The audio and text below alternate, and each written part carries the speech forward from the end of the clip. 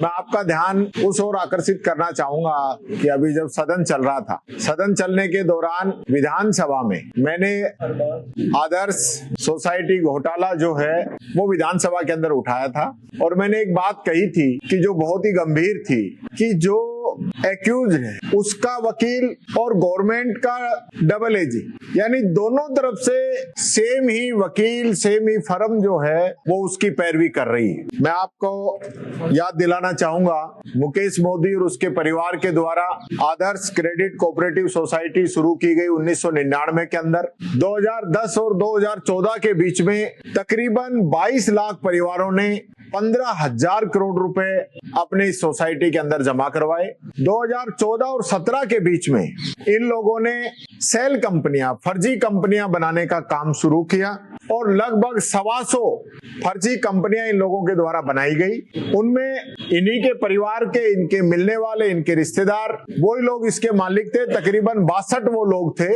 2018 के अंदर इसमें एसओजी ने एफआईआर दर्ज की जिसकी धारा 420, 406, 409, 467, 468, 471, 477 ए और 120 बी, इसके तहत ये मामले दर्ज हुए।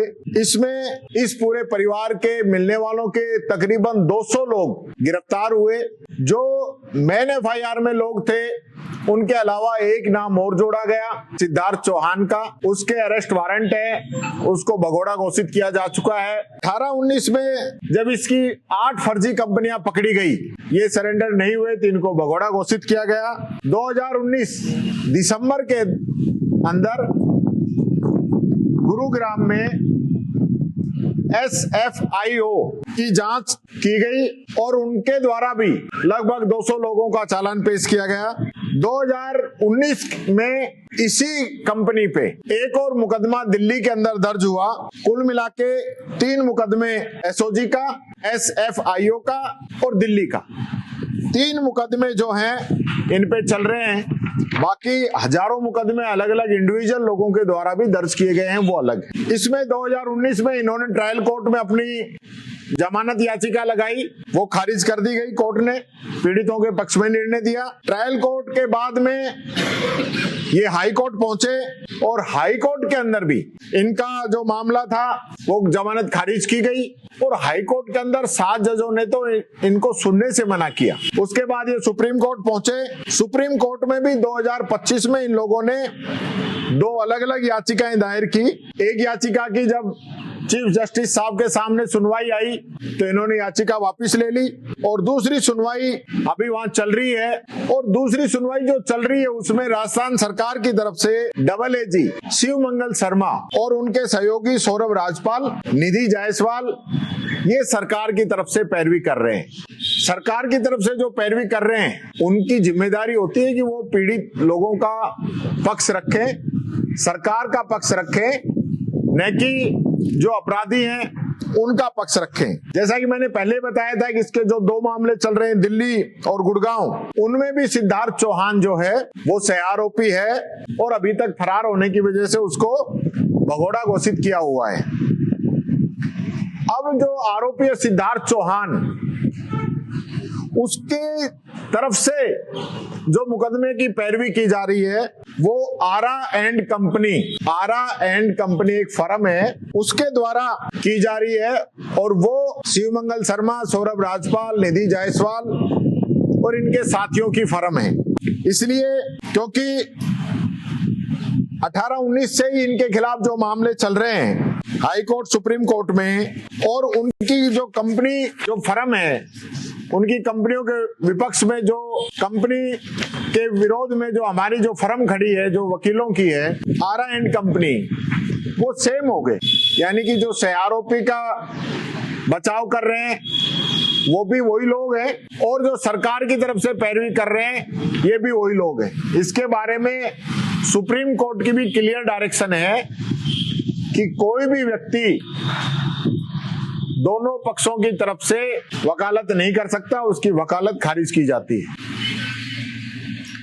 इसलिए ये लोग बहुत ही साजिश के तरीके से, मैंने ये पीछे इसलिए भी की है कि हो सकता है सरकार को पता ही नहीं हो कि उनकी तरफ से जो डबल उन्होंने नियुक्त किए हैं वो जो पैरवी कर रहे हैं, उनकी कोई फर्म है जो आरोपी सिद्धार्थ चौहान की भी पैरवी कर रही है। ये उनके संज्ञान में लाने के लिए मैंने यहाँ पे पीसी की है, क्योंकि 22 लाख परिवारों का मामला है जिन्होंने अपनी खून पसीने की कमाई, मेहनत मजदूरी की जो कमाई थी वो सारी उन्होंने इसके लिए जो कमाया वो पूरा इन सोसाइटी के अंदर लगा दिया। और आज क्या हो रहा है कि इस प्रकार के प्रयास किए जा रहे हैं कि उनका पैसा वापस करा दिया जाए और इनको बरी कर दिया जाए। ये तो वही वाली बात होगी, किसी ने चोरी कर ली तो चोरी का पैसा बरामद कर लो, उस पर कार्रवाई क्यों करनी है। वो स्थिति इसके अंदर ये लोग करना चाहते हैं। मैं आपको तथ्यों के साथ ये सुप्रीम कोर्ट में जो डबल एजी के रूप में शिवमंगल शर्मा जी जो पेश हुए हैं, ये तो एक तो लेटेस्ट ही है जो कि 16 मार्च की सुनवाई थी। इसके अंदर सेकंड नंबर पे नाम है शिवमंगल शर्मा, 16 मार्च को जो पेश हुए हैं। ये 4 फरवरी 26 को सरकार की तरफ से पेश हुए हैं। शिवमंगल शर्मा जी सेकंड नंबर पे नाम है। इसी प्रकार से 13 जनवरी को शिवमंगल शर्मा जी पेश हुए हैं। इसी प्रकार से 23 नवंबर 25 को ये लोग पेश हुए हैं। ये टोटल वो डॉक्यूमेंट्स हैं जो इस फर्म के जो लोग हैं वो लगातार पेश होते रहे हैं। आप चाहेंगे तो मैं आपको इन सब की जो है 5 फरवरी 26 को भी ये लोग पेश हुए हैं, ये सारे डॉक्यूमेंट्स विद प्रूफ के साथ मैं आपको दे दूंगा। ये वो दस्तावेज हैं जो सुप्रीम कोर्ट में शिवमंगल शर्मा और आरा लॉ फर्म द्वारा जो सिद्धार्थ चौहान के वकील के रूप में जो पेश होकर इन्होंने किए हैं। ये आप देखेंगे 2/5/23 को